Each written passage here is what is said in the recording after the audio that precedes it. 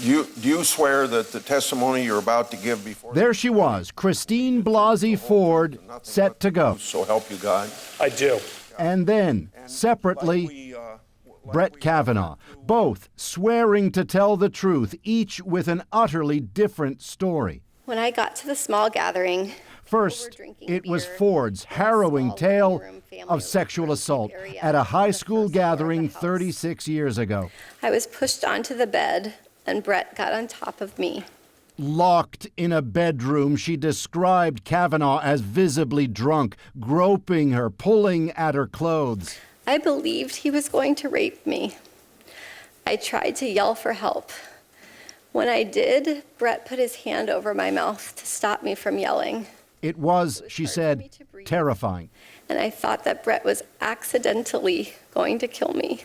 Kavanaugh and a friend with him were laughing, as she put it, uproariously. She escaped, but it's haunted her ever since. So what you are telling us is this could not be a case of mistaken identity? Absolutely not.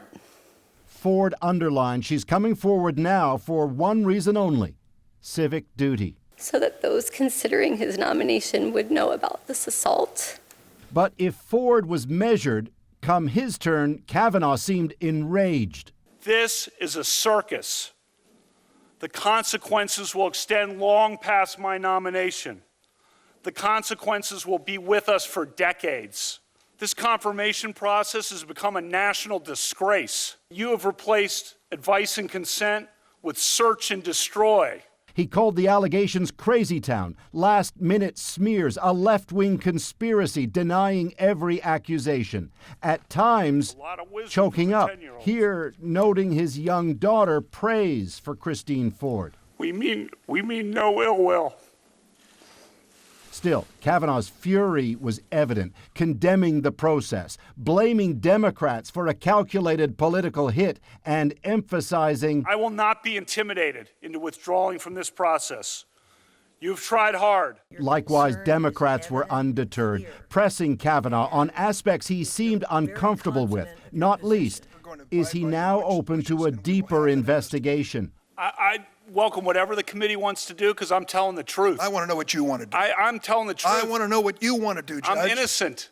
I'm innocent of this charge. Then you're prepared for an FBI investigation? They don't reach conclusions. You reach the conclusions, No, Senator. but they do investigate questions. I'm innocent. And you can't have it both ways, Judge. You can't say here at the beginning, I wanted a hearing moment, Look, I welcome any kind of investigation. This thing was then sprung walk on away me. from this. This thing was sprung at the last minute. And so it went, with Kavanaugh always returning to one main point. But I swear today, under oath, before the Senate and the nation, before my family and God, I am innocent of this charge.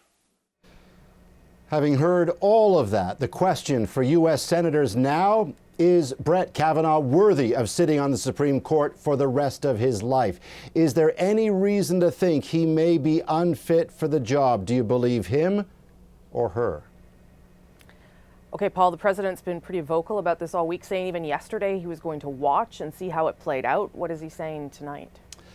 Well, Rosie, recall last night Donald Trump suggested that while he still backed Kavanaugh, his mind could change on that depending on today's testimony. Well, no sooner did it end today than he tweeted, quote, Kavanaugh showed exactly why I nominated him. His testimony was powerful, honest, and riveting. Trump then labeled Democrats disgraceful and the process a sham. Rosie. Paul Hunter in Washington tonight. Thanks, Paul.